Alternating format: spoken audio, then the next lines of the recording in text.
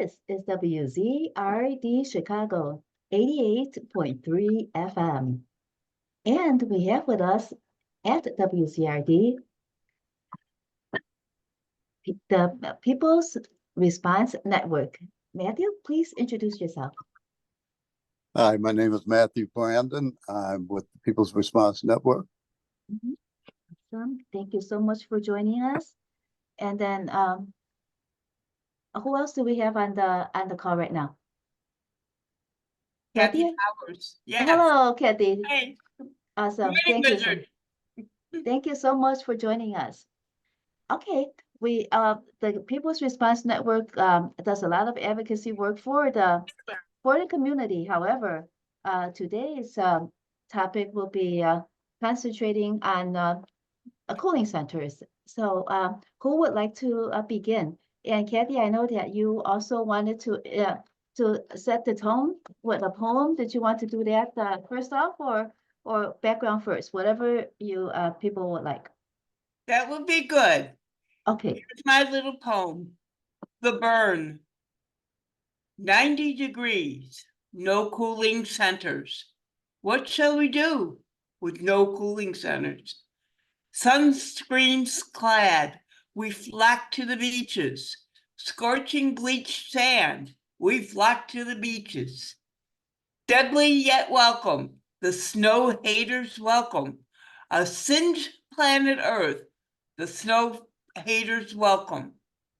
The snow haters welcome a singed planet Earth and flock to the beaches from no cooling centers.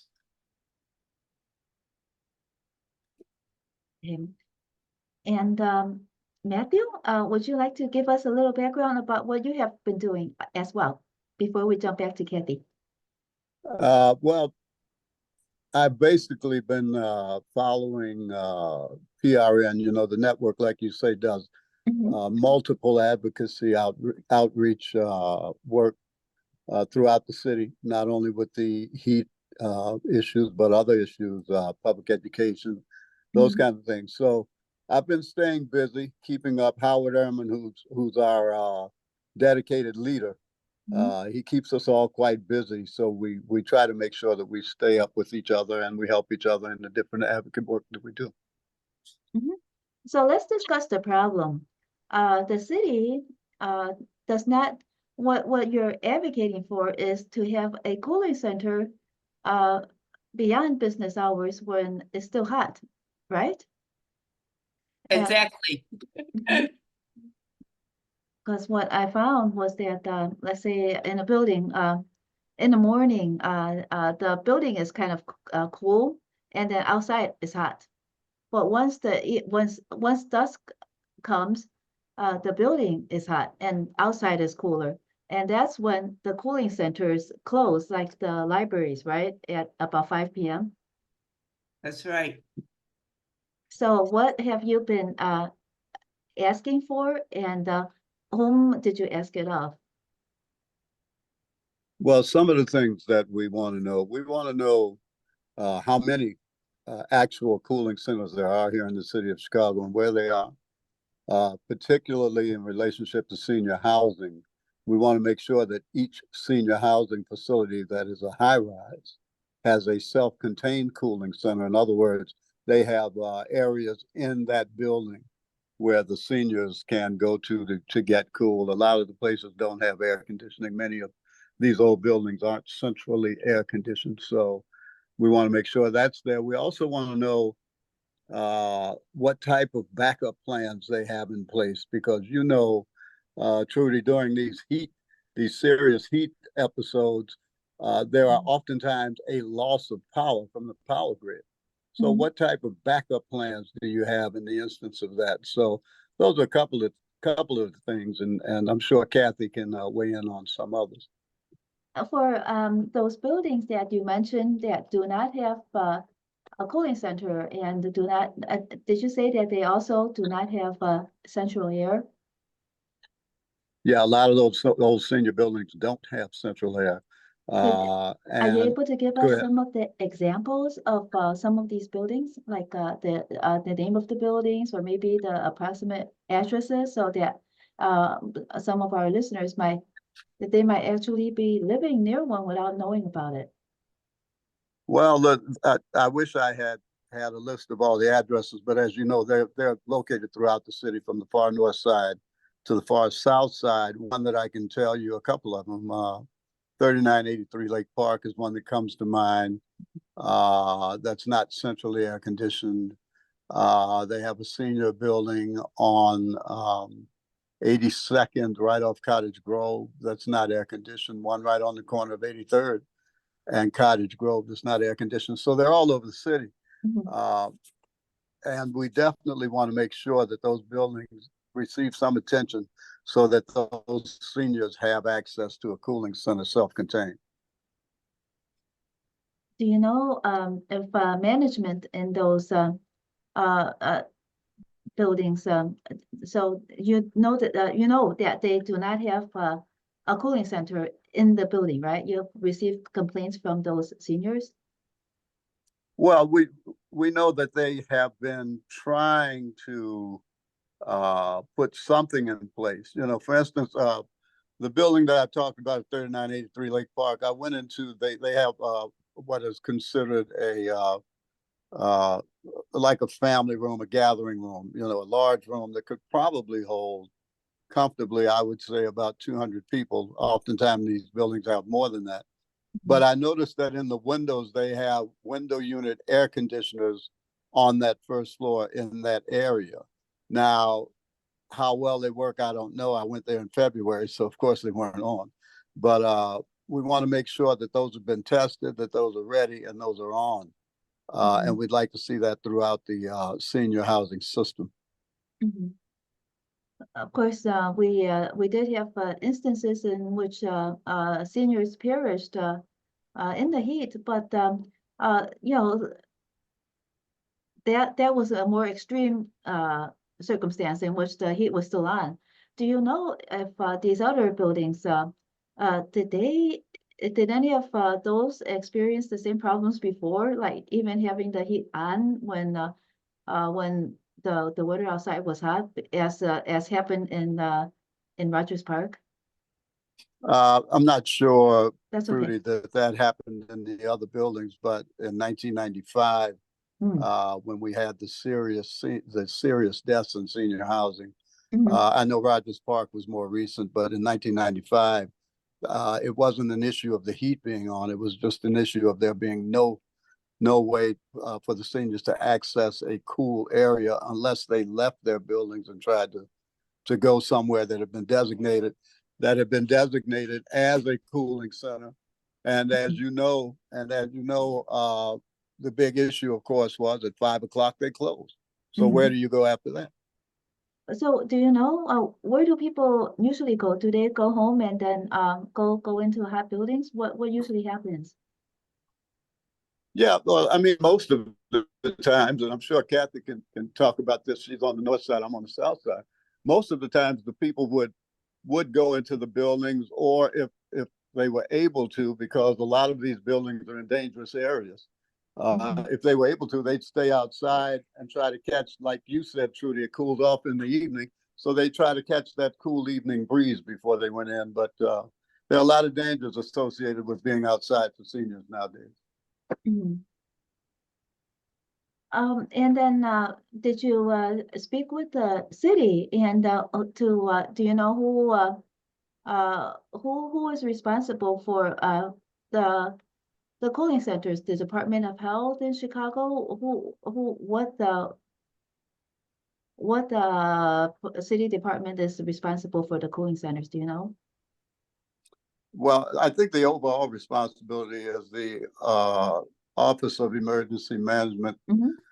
uh, and Control at Office of Emergency Management Center, OEMC, and then the Chicago Department of Public Health. I'm sure has some tie into that, but the main body, the main organization is OEMC, Mm-hmm. and we've communicated with them through email, through letter, to make sure that they're aware that we're watching, you know, that we want to know and we want to make sure that our seniors are well taken care of during this heat crisis. And, you know, It used to be that that was something that happened every now and then, but now it happens every year.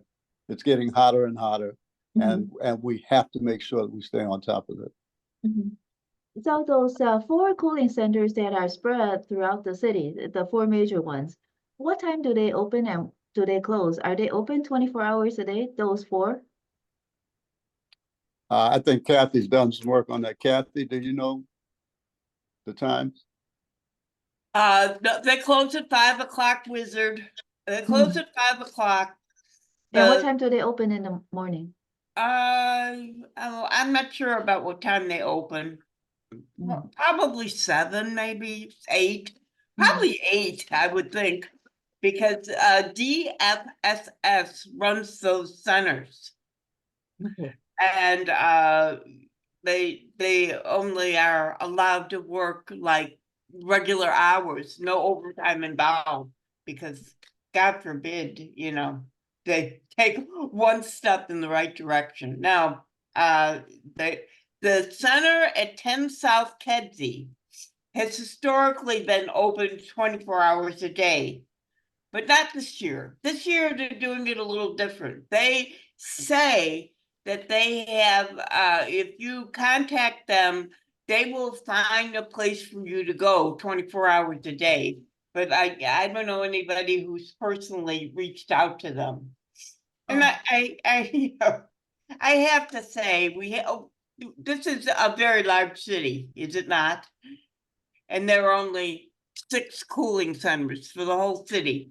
Mhm. And they're not even all that evenly dispersed. The far north side, the closest we can get is Wilson and Uptown. So that doesn't cover a whole lot of the north side. It really doesn't. When so how long have you been advocating for this? Is it this year or every year you're trying to and nothing happens? For in past years, were they open beyond 5 o'clock or have they always been open only up to 5 o'clock? As far as I know, they've only been open until 5 o'clock. I've been here a while. And what about in 1995? After the people died and then they started having cooling centers, do you have any historical context about how whether at that time the cooling centers were open longer? They weren't open longer, Hmm. Wizard. They That's weren't. what I thought. They They weren't? weren't. They were, And right? Mhm, that's what I thought. no, they weren't. They They weren't. weren't. Oh. No. Oh no. Oh no. And there's a lot of problems with that. In 1995, we had the same number of cooling centers that we have now. Mm. They haven't improved anything at all, and almost 800 people officially died. Hmm. I think there were a whole lot more. Hmm. I can get into that later. It's like, and the response is now we asked Alderman Haddon Hmm. if why aren't these centers open? Hmm. And then what And did she tell you? the response was, and it was mind-blowing to me, that they can't leave the centers open 24 hours a day, because then that would make them shelters. And a cooling center is not a shelter. And if it were a shelter, DFSS would not be responsible for the shelters. So because DFSS runs the cooling centers, they're not allowed to run shelters. I see the look in your face. Yeah, they're Hmm. not Hmm. allowed to run shelters. So the centers can't stay open 24 hours because they can't be shelters. Okay, and so in other words, what they mean is that they have to abide by the rules. It doesn't matter if the people need the heat, need the cooling center, and then it does not matter. What does matter to them is that they do not become shelters. That's right. That's right. Is there anybody in the Case city council? closed. Case closed, Wizard. Mhm. Like, don't bother us anymore about this. Well, that's why I'm here today. Mhm. Okay, So what progress have you made? Are there any legislators on your side trying to change this? Anything in the different areas of government that are trying to change this? And also another important question, are there areas in some other parts of the country where cooling centers are open 24 hours a day and can has is there any possibility that Chicago could model itself after them? I was watching some newscasts about this around the country, Mhm, and and the remarkable thing is, especially there was a movie out called Hooked, mhm, Cooked, Survival by Zip Code. And not unsurprisingly, the places in 1995 where all these people died were impoverished areas. Um, the uh, the system isn't very fond of taking care of the little people. And we're the little people, we're the garbage, and they don't care. They don't care. We don't have money and they don't care. The crime of poverty is killing us. And have so does that movie indicate how many people have died? So there, in other words, there are no places anywhere in the country that address this problem that do have cooling centers as needed.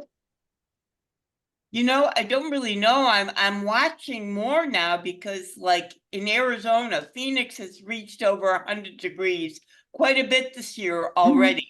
Mm-hmm. We've already had over 70 deaths this year in July from the heat. Mm-hmm. and and we're not going to know that. We're not going to know that from the press, because what happens is, if, and the same happened with COVID, if a person dies from something that systemically could have been helped, they're not going to say that the person died of COVID or they died of heat or they died from freezing to death. No, what happens is, if they have any health conditions at all, diabetes, Mm-hmm. heart condition, never mind that the conditions brought on a heart attack or whatever killed you. That's what ends up on the death certificate, Mm-hmm. not the proximate causation of what happens. So that in COVID, you know, we know how many people died. And the governor didn't even know about all the deaths in the nursing homes. Like over a third of the entire state numbers of people who died from COVID lived in nursing homes. Mm-hmm. And the reason why people lived in nursing homes died was they couldn't separate the people to keep them from contaminating each other. And so, you know, that's what happened there. Thousands, thousands. Mm-hmm. But they're going to say, oh, no, it wasn't COVID. You know, they had these conditions. It's outrageous, absolutely outrageous. People don't know mostly where the cooling centers are for what little they have. At least in the last few years, we've had the libraries are open for cooling centers, you know, officially open for cooling centers, but they close. They close. Everywhere closes. It's, I don't know. Even the Salvation Army closes. That astounded me. That astounded me. You mean Salvation Army did have a cooling center on their premises, but at 5 p.m. they closed as well. Yeah, well, they only let in like their people anyway. And so people from the outside, they don't get any relief from that. They Mm-hmm. just don't. What So about police yeah. stations? Do anybody do the police stations allow people to go inside to cool?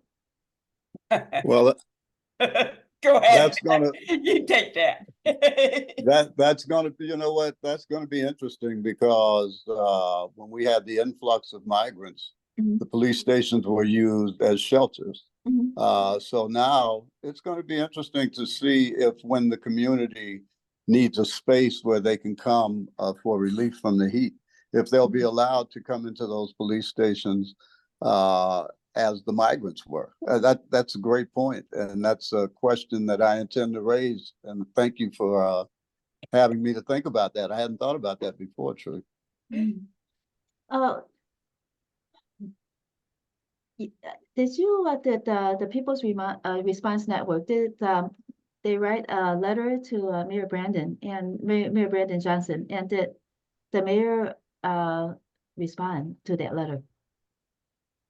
Well, our president is not online. Mm. I know there have been letters written. I don't know what the responses were, and I'm not sure. Kathy, you may know, but yes, there have been letters written to aldermen, to the mayor's office, to different heads of different departments, to make sure that they focused on this, because this is a very serious issue.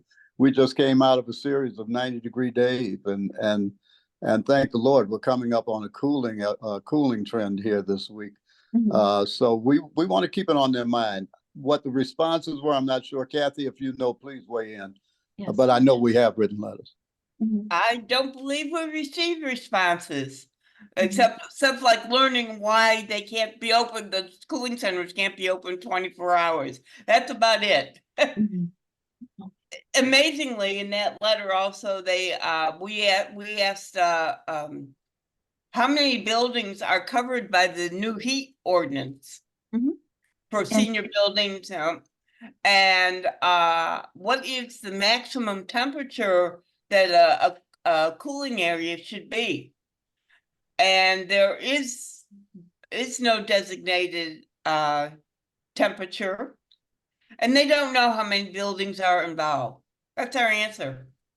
oh, okay. Uh, So I thought that the ordinance states clearly like it has to be maintained at what temperature. It doesn't. So no, it what the doesn't. ordinance just says that there needs to be cooling, or the heat does not have to be like remain on past a certain time. What was the exact change in that the heating and cooling ordinance? Do you remember? They say that the equipment has to have the technical capacity to maintain an indoor temperature of 75 and Mhm. 50% relative humidity Mhm. at a 0.3 feet above the floor when the outdoor temperature is over 92 degrees. Uh, And the mean coincident wet bulb temperature is 75 degrees. That's a different measurement of weather, where they take a thermometer and they encase it in moisture, and I don't exactly understand how it works. I'm not a very good scientist, but I understand that it's a little more accurate than the comfort level, the how it feels. Mhm. It's worse. It turns out to be worse than what the numbers say that we're used to seeing. Mhm. Maybe sometime they'll adopt that as a benchmark, but nothing yet. Mhm. This year, on April 30th, the temporary or portable air conditioning equipment could have been used to make these cooling areas in senior buildings. By May, permanent equipment that complies with this ordinance must be installed, which means that the window conditioners go, and we have to have central air to cool the areas, which makes a whole lot of sense. Mhm. And it gave people a little time to get it in there too, because senior buildings aren't known for their uh quick action. Mhm. Yeah, in other We're words, old, we're slow. Yeah. oh, I thought that you meant that maintenance in a lot of the senior buildings are not up to par. I thought that was what you meant. Well, that is true. I came home a couple of weeks ago and it was 80 degrees in our area, in our cooling area. Uh-huh. And so this was after 5 o'clock. So Mhm. I sent an email to management to tell them. And so 24 hours later, I get email back saying, "Oh yeah, I'll tell maintenance to change the thermostat." Mhm. So, that's like 24 hours worth, at least of 80 degrees. How I even knew was I wanted to do my laundry and it was too hot, so I didn't do my laundry that day. So what they're saying is that they can't set the thermostat at the continuous 75 degrees. They have to adjust it, or somebody adjusted it to 80. It's kind of like any problem you have with the buildings. They don't come and check these things first.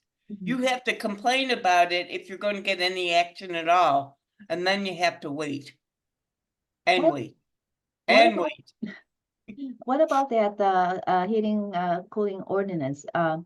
What is the enforcement? Let's say the buildings don't comply. What are the consequences? Well, Well, I don't, go yeah, I ahead. don't know that any have been, I don't know that any consequences that have been outlined. I know that, like Kathy said, the ordinance exists. You're talking about city agencies being policed by city agencies, trying to get some kind of response. Uh, there needs to be an independent oversight of how these things are being done, how they're being handled, managed, and implemented. And right now, I don't think that exists. So I don't put much stock into any punitive action being taken against any of these agencies that don't reach compliance with their own ordinance. Mhm. And if there's no punitive, there could be also helping the buildings, like just actually going out and helping the buildings comply, working with the buildings to see what they could do so that the buildings are able to serve the residents who pay the rent. But there's no indication of that happening, is there? And is there's no wordage of that being necessary in the ordinance? Um, I'm opening up my information here about the ordinance. Thank you. And I don't see anything about that.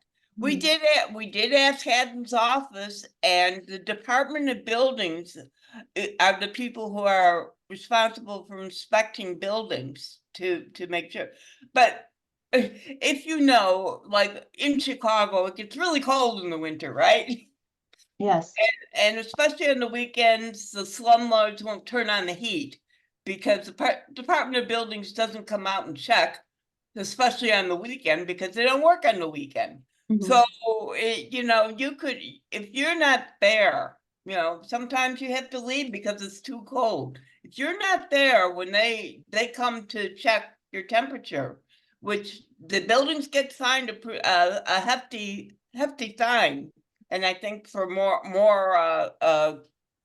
complaints, the fine increases. I'm not really sure about that, but it's hefty enough that they don't want to get that fine. Mhm. But it's really hard to get an inspector in there when you're in an unlivable condition. You can't stay, and it has to go through 311. It could be, I actually did catch my landlord once. Yeah, I don't know how many times I called it. Finally, it just was kind of strange that the guy to come out sent me a text and said, "I'm coming." And I wasn't home, so I ran home. I wasn't that far. I ran home. And sure enough, the radiators were cold. Everything was cold. It was too cold in there. And they got nailed. They got nailed. And they also raised my rent $1,000 a month next year. That's And how I they moved. pay the fine. That's Yeah. how they pay their Yeah. fine, yeah. Yeah. That's the Cooper decree taking place, right? If they're going to retaliate against you for that, you could complain about them through the Cooper decree, and that's required to be posted at all senior buildings at the reception desk, so that all the residents see it, that they cannot be discriminated against, that they have a right to complain, and they have a right not to receive any retaliation. Yeah, well, I don't know about you, Wizard, but you know, that would be probably the lawsuit of the century. It would, Mhm. you know, it really, really matters how many people complain and how many people unite. And I know people's response to that, or we're looking for people. We're looking for people who are interested in dealing with these kind of issues because Mhm. it's going to take a whole lot of us to save ourselves. It just, you know, today at 5 o'clock, I was supposed to go out to a function in Uptown, and it's gonna feel like 98 degrees out at Mhm. 5 o'clock at night. Right. And so I'm a senior and I take medication and I can't go. I just can't go. I'll die. I don't know if I'll die, but I'll certainly make myself very sick. So I can't go. Mhm. You know, it's just not right. So I'll stay. I have a little room air conditioner. I'm one of the lucky ones, believe me. And it, you know, it's just for a bedroom, and that's where I'm going to stay. Me and my cats. We're going to stay in the air. When seniors complain, well, let's put it this way: when you're looking for seniors to unite with you to complain, do you find that they don't complain? And then once they do complain, do they complain when it's too late? When there's still early enough to complain, do you find there's not enough people? And when by the time of no, by the point of no return, then maybe more voices pipe up. The point of no return, they'll be dead. I'm telling you, Trudy. In my building, they won't come out and advocate for anything. They're so afraid of reprisal, afraid of being thrown out, afraid of, you know, whatever, that they're not going to speak up. They're just not going to speak up. And And then that's they continue to receive all the false promises that things are being fixed and things are being worked on. And that starts in the beginning of the summer. And by the time people realize nothing's really happening, it's September, October, temperatures are dropping. So people begin to lose that urgency to talk about the heat. Now they have to worry about the cold. So it's a never ending cycle that continues. And then when you add to that the constant change in administration and the changes of people, of the gatekeepers that are put in place, you know, you work so hard to familiarize yourselves with some of these people who are in positions to help you. And then all of a sudden they're gone. So it's very hard, particularly for seniors, to gain any traction either in their buildings or in their politics that actually are there to serve them. when you mentioned that when they finally get traction and then those people are gone, is it because their term is up, or is it because they are helping the seniors and that they get terminated? They lose their jobs. Well, I don't want to say it's because they're helping the seniors. It's just politics. You know, people come in and they want to bring their people, they want to elevate their people, and they want to put them in place. Oftentimes, they ignore the fact that those people have actually been of great help to seniors. They don't even look at that. I would hate to be so jaded to say that they take them out because they help the seniors. Wouldn't put it past them, but I don't want to say that right now. But I just think it's the natural course of politics that people are moved when new people come in, and it impacts everything that's been built to that point. Mm-hmm. So in the Johnson administration, has anything changed for the better, or has it remained the same, or has it gotten worse? Could you give us a pulse of the situation? Regarding the heat, Yes. Well, we're speaking of the heat right now. If we want to uh, talk about other things, we'll do that later. let's just Yeah, concentrate other on the heat things and the are cold. beyond my area of expertise, wizard. Because what we could talk about is the heat, the cold, and accommodations and accessibility in the city. So that is what we could concentrate on for today. And how the Brandon Johnson administration is addressing that differently from the previous administrations. If you could give us some insight. I have a whole nother show about accessibility, wizard, and I'd love to do it. I'd love to do it. It's very large. It's a very large situation. And since I have a disability myself, I run into a lot of these issues. So let's do that soon. Let's put that on the menu. Yeah, I think we already scheduled it. I can't remember when, but we scheduled it already. But this came up and Well, then we scheduled it for today, and I said, no, the heat. We gotta do the heat first. Because of the oh, okay. rain. Yeah, Okay, that we'll was we'll me. schedule another one. Oh, okay. Oh, all right. But so then about the heat and the cold, has anything changed through this administration? And not only the administration, these the new city council too. Has there been any change in the heating situation and the cooling situation for the seniors? Actually, since 1995, which maybe Matt can tell you more because I wasn't even here in Chicago in 1995, and I missed it, and I'm so glad I missed it. But I was in Philadelphia. It was not a whole lot cooler there either, but somehow they ran things a little bit better there. We didn't have the massive death, but Matt has a very personal connection with the massive death in Chicago. He had a mayor who was saying that the deaths were wrong. The number of the deaths were, first it was the people weren't taking care of their own people. First he blamed the people. Then he blamed the coroner's office saying, oh no, your numbers are wrong. And then finally, when they just rolled in all these mass refrigerator trucks to take out the bodies. And Matt had a very intimate relationship with that, didn't you, Matt?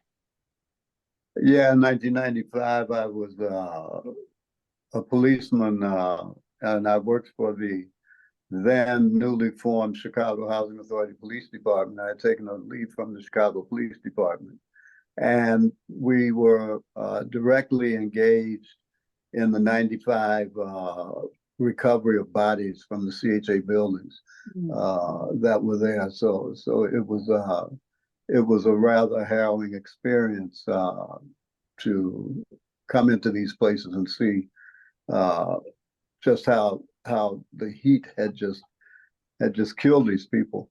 But to address your question, Trudy, has anything gotten better? Has anything changed administration to administration? I think with the Johnson administration, they have put people in place to give you accessibility to a certain amount of information. Prior administrations, there were a series of gatekeepers that you'd have to go through. This city council has become more resident friendly, I believe, and I think that they're more focused on the interest of our seniors. I don't know how that equates departmentally.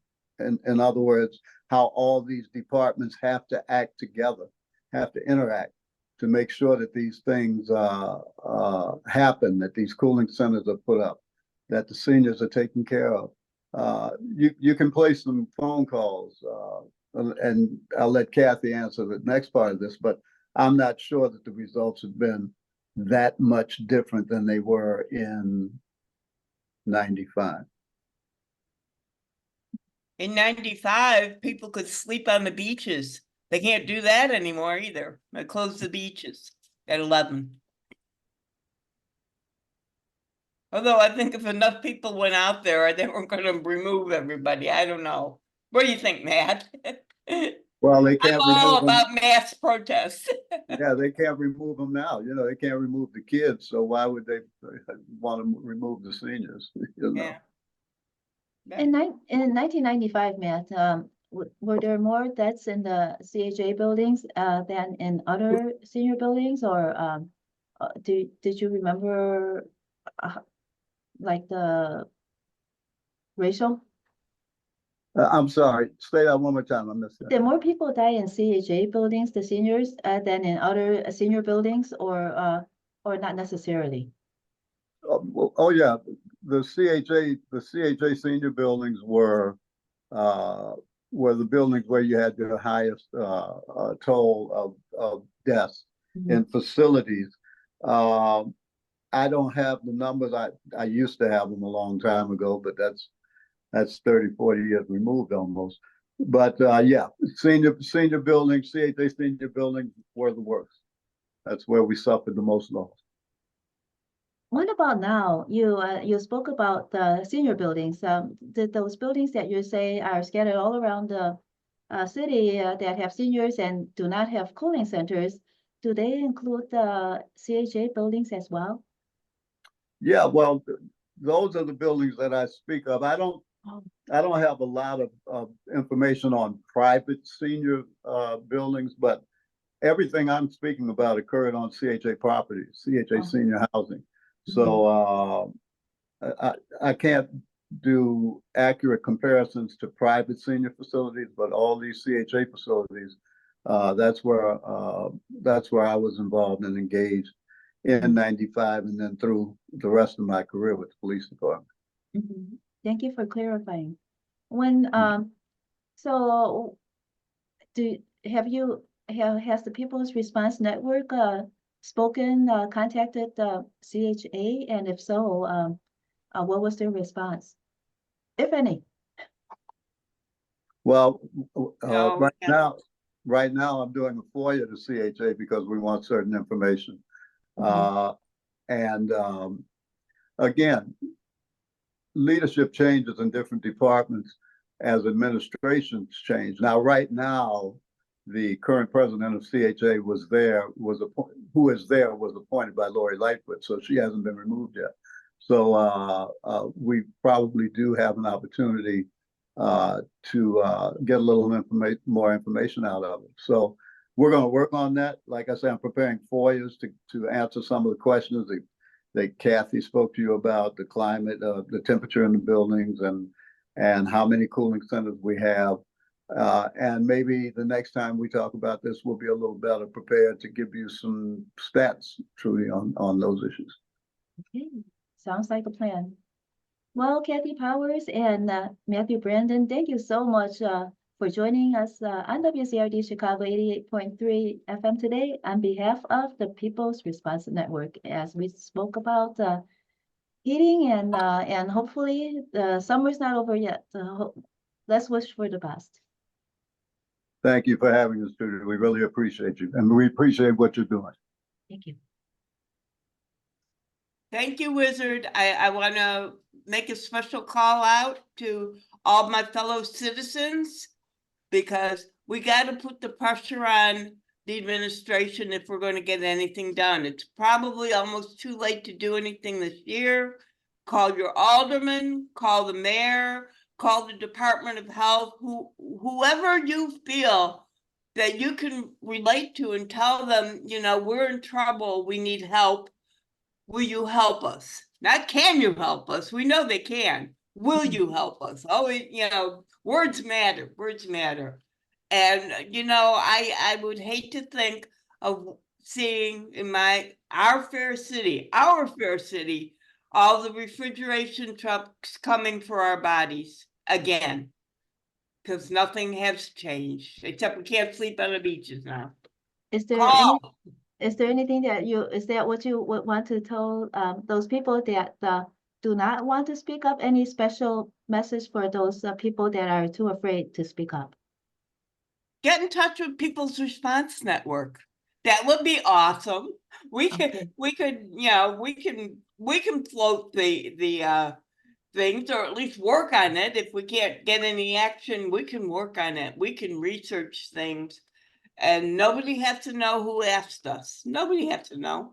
And one thing they need to know too, Trudy, is that just a little takeoff on the old saying, silence is deafening, not deafening. It's deafening. Deadening. So you can't be silent. Speak up. Okay. And how do people contact the People's Response Network? I'm checking that out right now. I'm Googling. I should know, but I don't.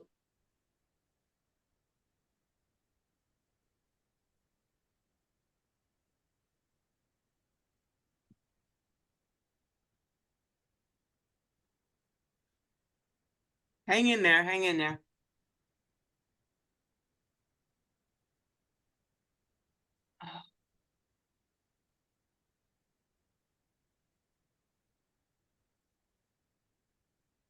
Our email address is prncoalition@gmail.com.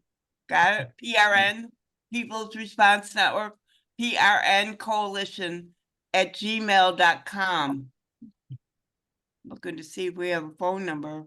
Thought we did. Yes, our phone number is 773-245-3389.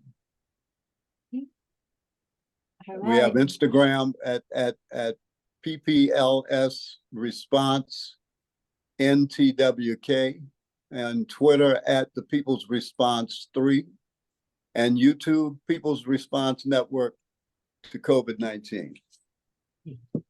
Thank you very much, Kathy Powers and Matthew Brandon of the People's Response Network.